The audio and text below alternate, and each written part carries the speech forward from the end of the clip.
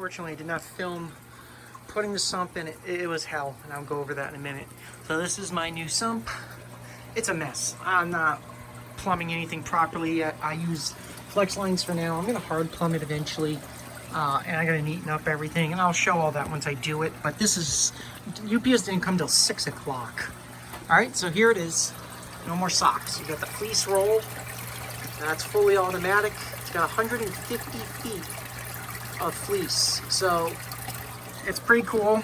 Now I'm using the current Eflux USA, current USA pumps. That's their small one, 1,000 gallon per hour, which is more than powerful, but I think I'm gonna up it to the next model up. I have it. I'm gonna try it. Right now I got this running at 70%. The issue is my overflow box is only 300 gallons per hour. So at 70%, that's what it's running, and I can't go any more, the tank will overflow. So I ordered a 600 gallon per hour overflow box. I don't want my tank to overflow if the speed ever got ramped up.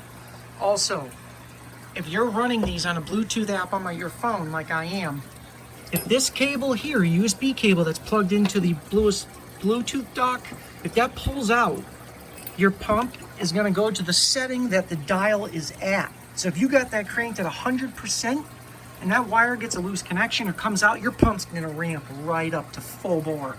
So what I did is I set it at 70% on the app.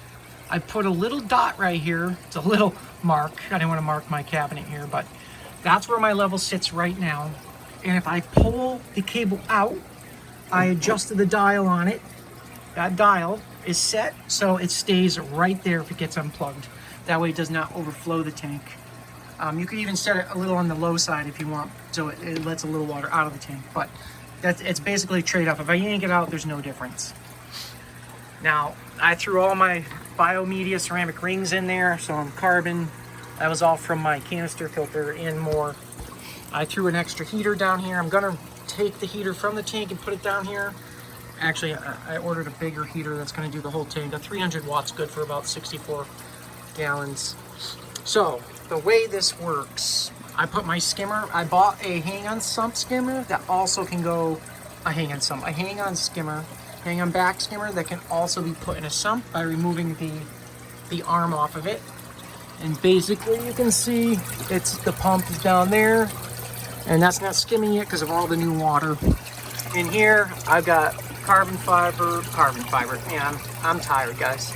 I've got my ceramic rings, new media and old media. I put some new, what's it called, carbon in there. Pump's running. All right, so let's go around. Just don't mind the mess, it's a total disaster here. Here's the fleece roll. The control is right there. If I just press the button on it, it feeds a little bit. It's very slow. So how it works, it's hard to see because of all this. Right here, I can move this up and down and adjust the float. There are 2 floats in there. And what you want to do is that they say to just about 1 inch above the water. I'm putting it at the water line because that water line never raises. If that water line raises, as that fleece right there gets dirty, it's gonna trip that and it's gonna feed a new piece through up here until the water line drops. And it does that automatically. Now, this sump is good for like a 100-gallon tank. I'm running a 29-gallon tank right now. That will probably last a year. And on top of it, it came with a second 150-foot roll of fleece. Pretty awesome. So no filter socks. You don't even have to do the filter ever. That's gonna last like a year. I mean, and that's amazing. Very simple design. Now, the bad, nothing's really bad with the sump. No directions come with this thing, all right? Also, it's got your 4 dosing here, and I have a doser. I'll be hooking that up too once I get it, and it'll be Wi-Fi dosing. My chemicals will probably set my chemicals in the bottom maybe, and drill a hole through here maybe for the line. I don't know yet. I haven't figured that out yet. Maybe I'll get the dosing bottles and put them right there. Everything will mount there. So the sump itself, amazing. Build quality is amazing. This here is adjustable, so you can make it bigger, smaller, or just take it out. Height right here is adjustable. You can raise this up and down. Everything is plastic thumb screws. The sump is gorgeous. I want to buy the the matching top-off container just for fresh water. They want $170 for an empty acrylic container. But you know, I'm an idiot, so I'm gonna buy it eventually, but not now. So that's it. Now the reason I didn't film it, there were no directions. After sifting through the box, there's a QR code scanner. You scan it, and it shows you how to assemble the fleece roll. Nothing more. It does not tell you how to adjust anything inside it. So this is what I had left. It came with bags with labels, bag 1, bag 2, but no directions. So it's got these plastic pieces. I don't have a clue what they're for. It's got a bunch of screws and little screws. I think they're spare screws is what they are. Also has a ton of O-rings. Don't have a clue what the O-rings are for. I'm very confused on that matter. But I noticed while I was putting this in here, you gotta assemble everything. There's a thing down there. I don't know what that's for. Some of the O-rings fit in that little thing down there. Oh, you know what I think that is? I think that's for an apex system for all your sensors. That's probably what it's for. So anyways, here you go. You just leave this on. Now watch the roll carefully. It's very slow. I hit the button and it starts to move. See that? That's it. It will automatically move on its own. So I'll just look in here. Tons of ceramic rings. I got a lot of established ones and then some new ones. I threw a second heater down here. I probably already said this. I'm so tired I can't remember. So it's looking good. Now here's the thing. It comes with this. Everything's 1 inch. Now everything I have is 3/4. So I could not hard pipe it. I'm going to hard pipe it. But I got to figure out adapters and how to convert everything to 3/4. These do unthread and twist off. It's a male and a female. Problem is a 3/4 inch one won't fit in the hole. It's too big. So I'm not sure what to do with that yet. This can be put there for your pump, or you can put it here. I have wires zipped out here, but it can mount here too as another inlet for whatever you want, like a manifold, which I will do eventually. So right now I'm using a flex line because I'm so tired, and the flex, it worked fine. Look at this. The level's going up. See, this line on here, I keep bumping it, and it keeps screwing it up. This is why I gotta get a new connector there. The USB cable I'm using is old or something, I don't know, but this is what I mean. If that line came off and I had that dial spun up all the way, it would flood my room out. If I had it turned down, I'd lose all water flow. So, anyways, so as I was saying, everything's 1 inch. So this is one of the 1 inch pieces here.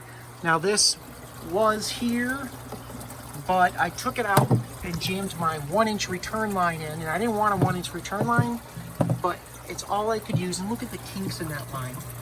That's how I got it in the mail. I should have just bought it at the store because I bought the other one at the store and it's much nicer.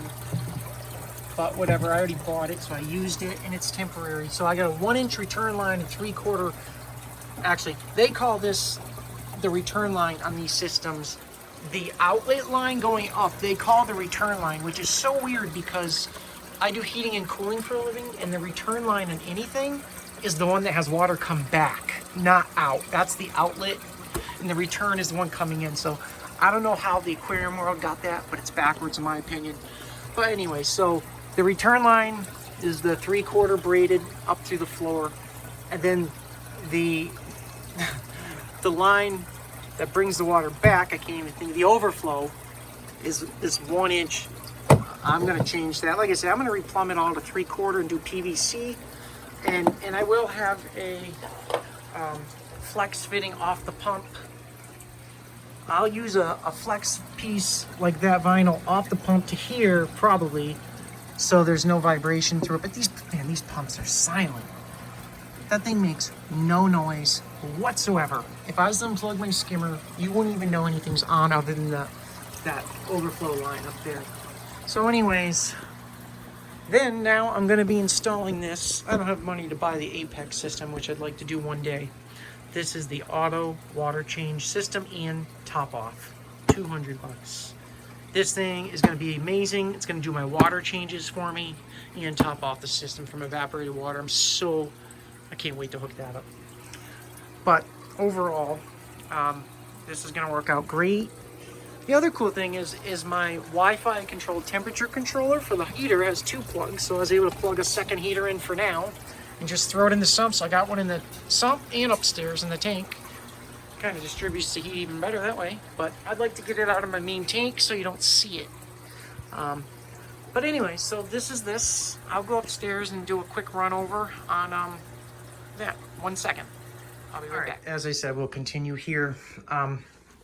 It's a little foggy. It's probably all the, you guys probably can't see it, but it's all the, that sump added at least 20 gallons, 25 gallons. It's a 34-gallon sump. I don't know how many I put in it, maybe 20. I didn't top it off. You want to make sure if the pump fails, you don't overfill your sump from the overflow, and it doesn't even come close. It's actually totally good where it is. I could put more in it, but for now, that's enough new water for the tank. I don't want to stress everything out too much. So I'm actually using my Aqueon canister filter supply line. I really like that because you can put a filter in it. So, you know, this thing is great. That's the, you know, the supply, the return line as they call it. And you can run an extra filter in it.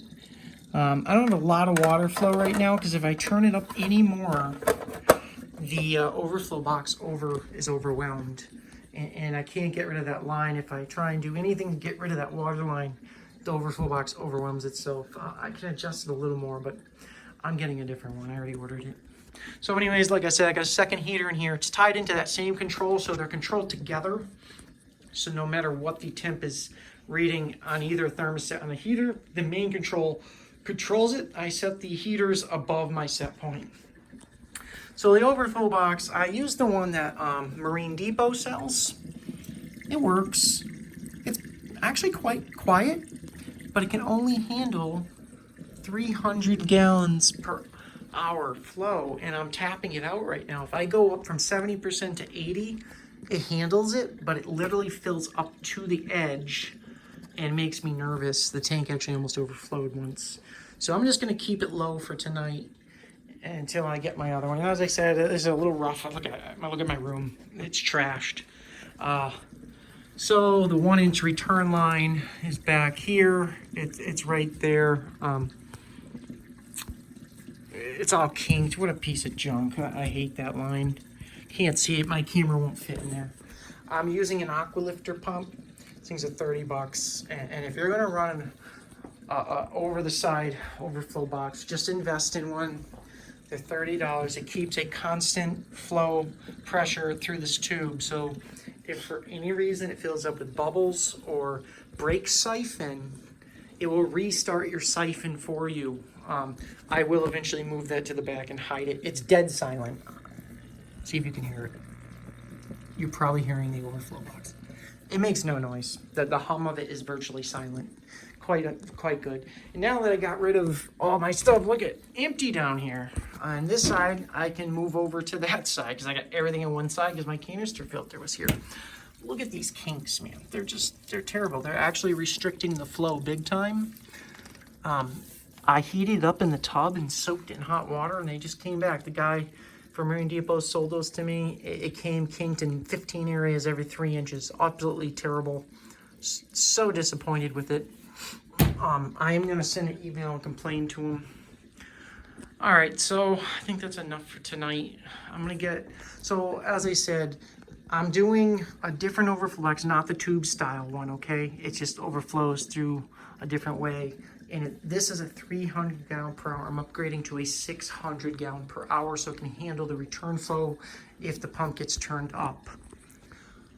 They do gurgle a little, you can listen. That one's got a little noise baffle on it. The other one I ordered does not have anything on it, but I guess we'll find out how it goes. Let's just hope this goes the next few days until I get my other one. I'll have to keep the water flow low, but with all this extra water and filtration, I don't think it's a problem. And using that Aqueon canister filter return gives you that added benefit of putting more media in there. And it's a filter to block all the stuff that got through your sump. So, all right guys, I'm beat, my back's killing me. I'm sorry I couldn't film it, but the whole thing was a disaster. There was no directions. There were no directions, anything. I was so disappointed. If you're going to pay all that money for a sump, I expect directions. They could give some detailed directions for that cost of that sump. But hopefully my fish survive. It might be a little shock, all that extra water, but it was exact salinity and temperature. Overall, I think this is going to work out quite nice. I'm very happy with the outcome. I'm sure I'll give an update again before it's fully done. I'll get the auto water change thing set up and whatever else I can. And we'll just go from there, okay? Let's see. Have a good night.